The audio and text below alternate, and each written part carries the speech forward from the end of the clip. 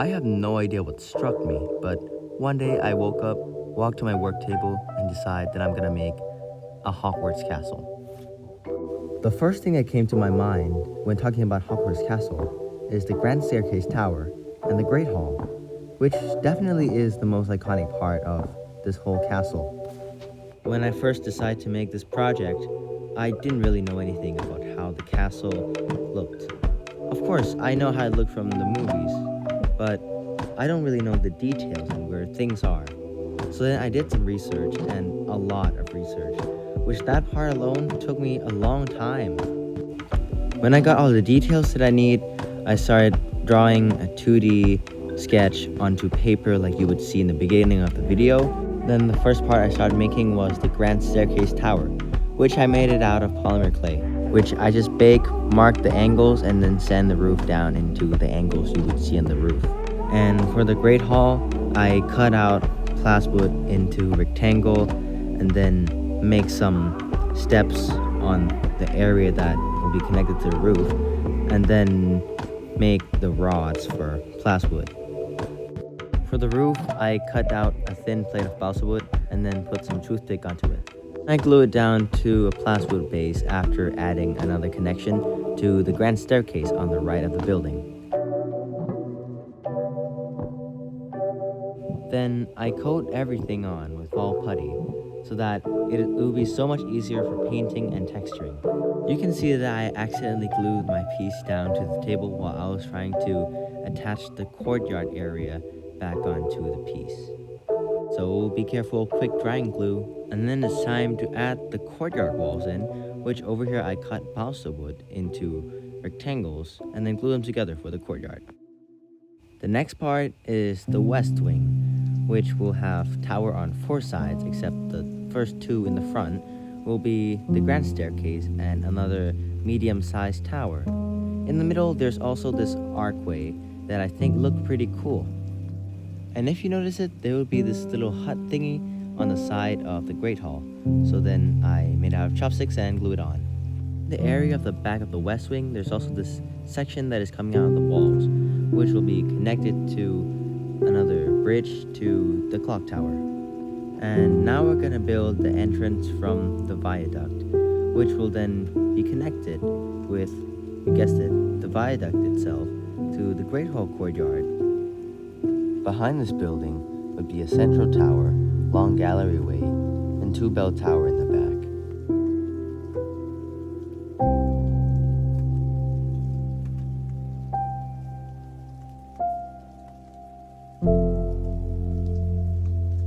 Now we're building a central tower. This part connects to many other sections of the castle. On the side of the tower, there will be these 2 wings coming out of it. There are layers and details in the side that are coming out of the central tower, but that is not my concern. The part that I'm worried about is the roof of the central tower, because it has the same angle as the grand staircase tower, which would need to be made out of clay or something else.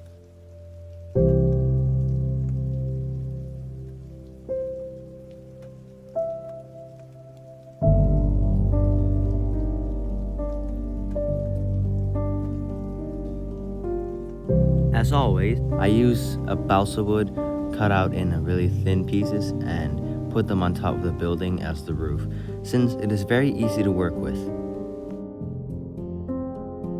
After thinking about it for a while, I have come up with a design for the central tower roof, which is some carved piece of wood and with some toothpick, and then I think we're good.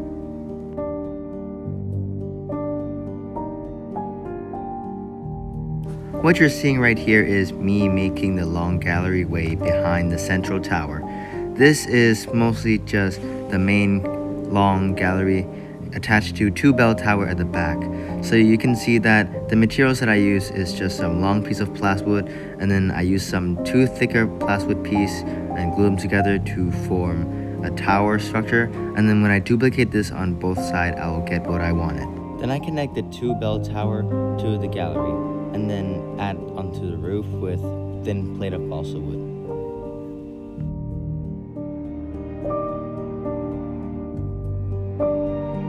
For the roof of these two towers, I used clay instead of wood, and then sculpt them in shape and then cut them out with cutter. Then also with toothpick, we're able to achieve those side pillars on all the four corners of the tower, also in the middle of the gallery. What I'm building right here is the bell tower wing, which will be connected to another tower on the right.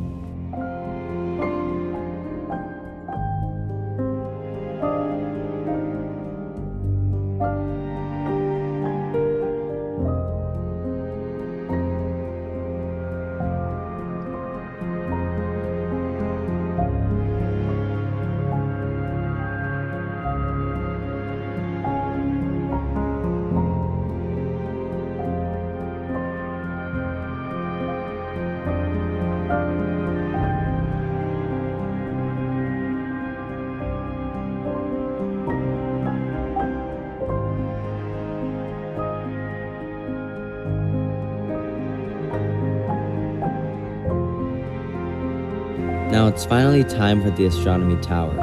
I started with gluing many pieces of plywood together and then using a cutter to cut them down into the shapes that I wanted. And then I will sand them with sandpaper so then they are smooth and ready to go. For the top part, I use plywood with balsa wood roof, and then I also attach another balsa wood piece to the front, which will have holes for the tiny window.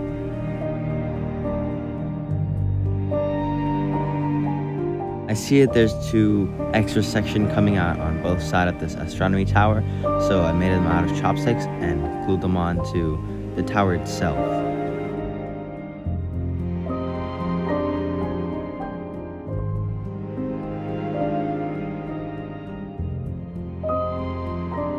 And boom, our astronomy tower is done. This section is really pretty for me.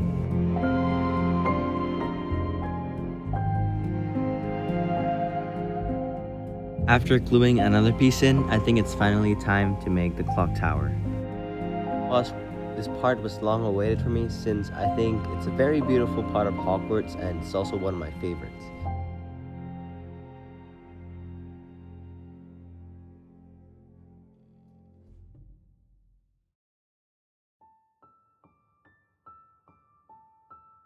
After putting on some balsa wood on the side to create depth, I glue on this entrance piece, which is made out of plywood, and I also add the balsa detailing on the side.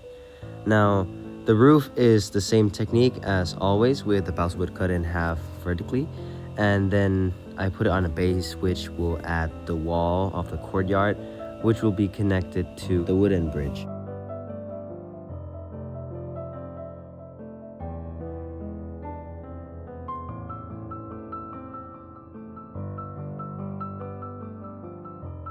And this clock tower would not be complete without the little fountain in the back. So I made it out with some small pieces of the scrap materials, and yeah, I think it's done. After connecting everything in the castle bit by bit together, piece by piece, it's time to connect the two main sides of the castle together. And this will mark my great success, and I'm really happy about it. The next thing we have to do is just paint and make the terrain.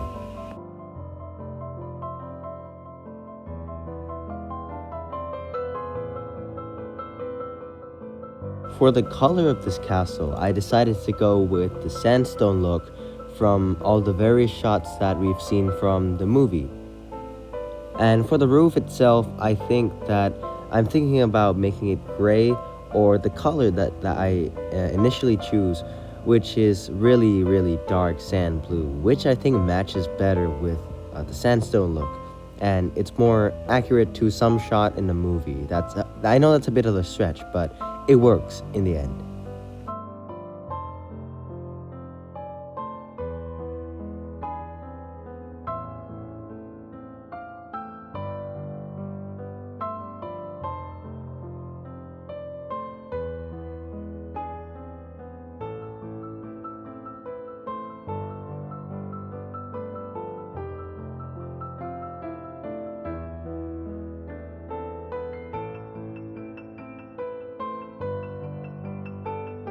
Here comes the tricky part.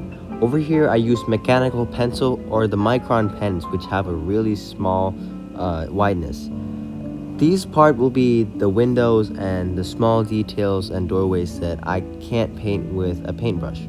So using these tools really helped me to put down all the finest detail that the Hogwarts castle have.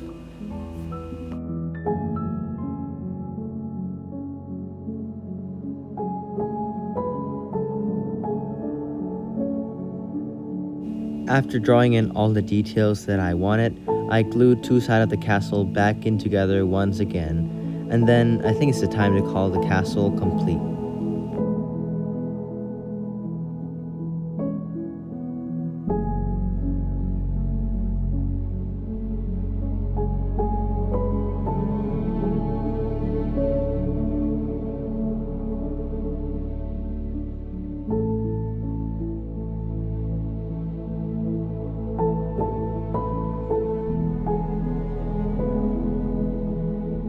I feel like the castle wouldn't be complete without its terrain. So over here I started laying down some craft foam to locate where things are going to be in the basic rough shape. And then I'm going to carve them out with cutter and lay on top with wall putty, which will make the surface hard and easier to work with. For the smooth edging, I would use glue gun to just simply glue it down and then use sheets of plywood to cover that up and cut it into the shapes that we needed. And now we're gonna have a nice and smooth edge for our diorama.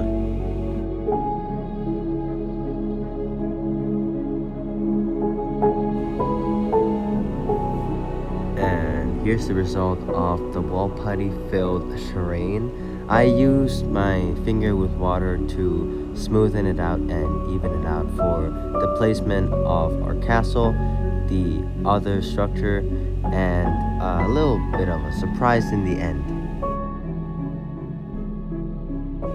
I decided to prime the whole base with brown color, since I feel like if I started with any other color, like maybe, let's say I start putting green first as the grass color, it might pop too much with the white color as the original base.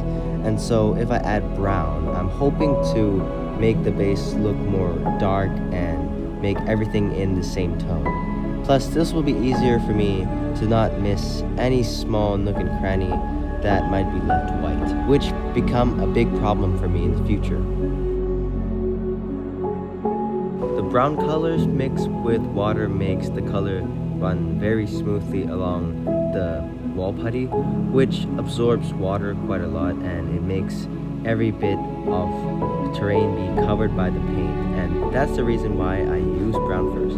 Then I painted the cliff with some gray colors, which in this case I use a bit of light gray first, and then I'm gonna slowly add the gradient to make it more diverse and look more realistic as a cliff.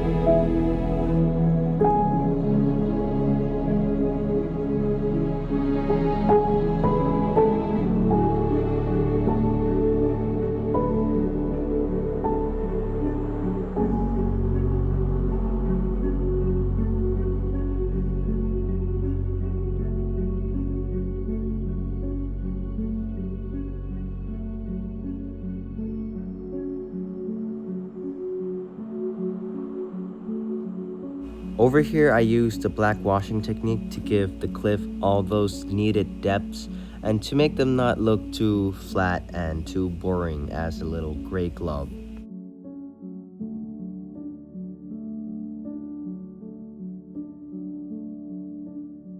Here's the other technique that I really like, which is using lighter paint to make the whole cliff pops out even better.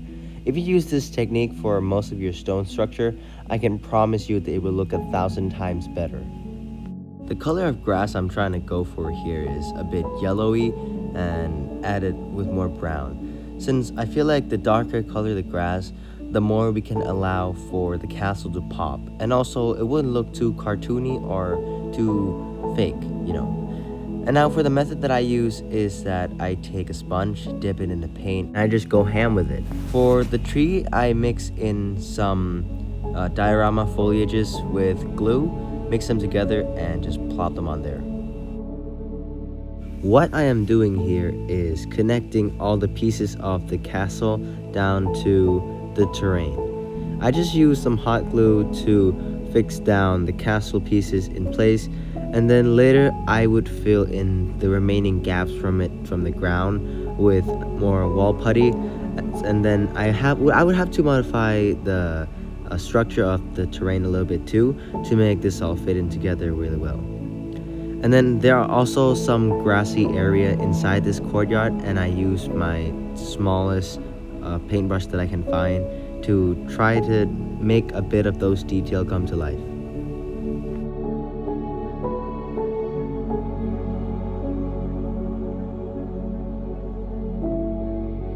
And now that everything has settled in place, I finally add in the viaduct and the entrance from the boathouse. And here comes the part that is very tricky and consumes so much of my time. The Quidditch pitch, of course.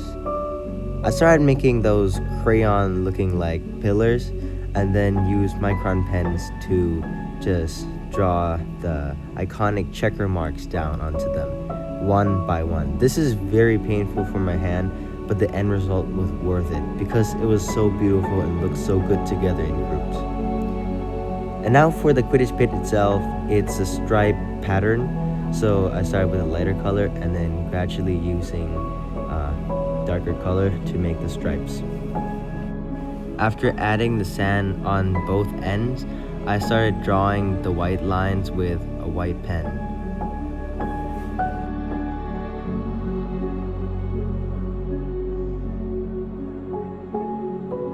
Then the Quidditch hoop itself. I used really small chains and just stick them onto some wires that was straightened out, and then I just hot glued them down onto the Quidditch pitch.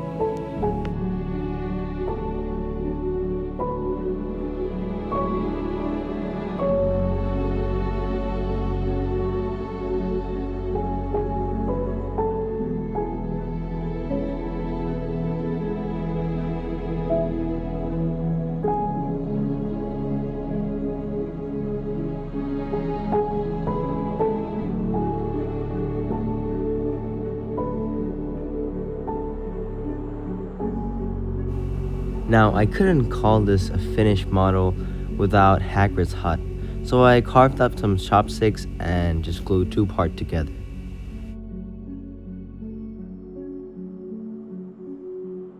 The other thing that we completely can't forget is the mini Whomping Willow that I just made out of some cheap plastic tree. But still, it looks really, really good with all of the scene, especially with that scale. And with that done, I think it's finally time to call this project finished.